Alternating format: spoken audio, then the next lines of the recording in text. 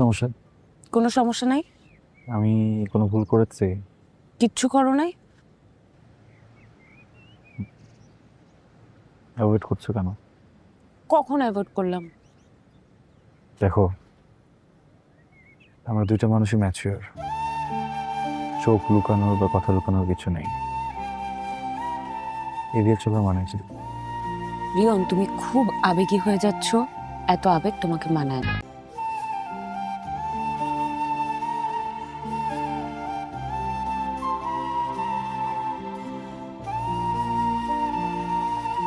দেখো, মানুষ আবেগপ্রবণ হবে, এটাই তো স্বাভাবিক, তাই না? মানুষ আবেগপ্রবণ হবে, এটা খুবই স্বাভাবিক। কিন্তু আমি আমার আবেগকে মেরে পুঁতে ফেলেছি রিয়ন। ওকে, আমি না ঘুরিয়ে পেঁচিয়ে কথা বলতে পারি না। স্ট্রেট একটা কথা বলি, আমি তোমাকে। রিয়ন প্লিজ, আর কোনো কথা বলো না। শোনো, রিয়ন, আমি তোমার কোনো কথা শুনবো না। দিস ইজ ইম্পর্টেন্ট, তুমি কেন বুঝতেছো না? What is important রিয়ন?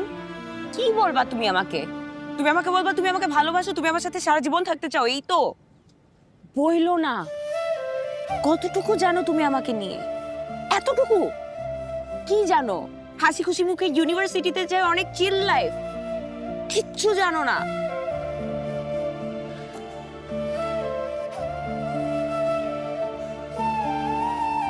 আমি বিয়ে করেছিলাম রিয়ন। আমার এখন ডিভোর্স হয়ে গেছে। কিন্তু এই ভালোবাসা ভালোবাসা সারা জীবন থাকতে চাই, এগুলো বলে আমি একবার এই কাজ করেছি।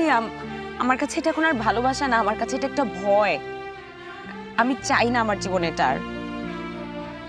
অনেকবার বলছি, অনেকবার বুঝিয়ে বলেছি, প্লিজ আমাকে এই ভয় আর ফেলো না। আমার হাজবেন্ড, আমার এক্স হাজবেন্ড প্রতিদিন ড্রিঙ্ক করে এসে আমাকে মারতো। গায়ের ক্ষত হয়তো এখন আর নাই, কিন্তু মনের ক্ষতটা তো এখনো আছে। শোনো শোনো, তোমার কাছে যেটা ভালোবাসা না, আমার কাছে সেটা ভয়।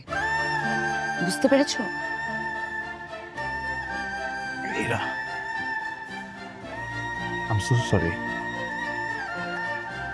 আমি তোমাকে এত দূর পর্যন্ত পুশ করতে চাইনি। আমি এই সিচুয়েশনগুলো তোমার ভিতর থেকে বের করতে চাইনি।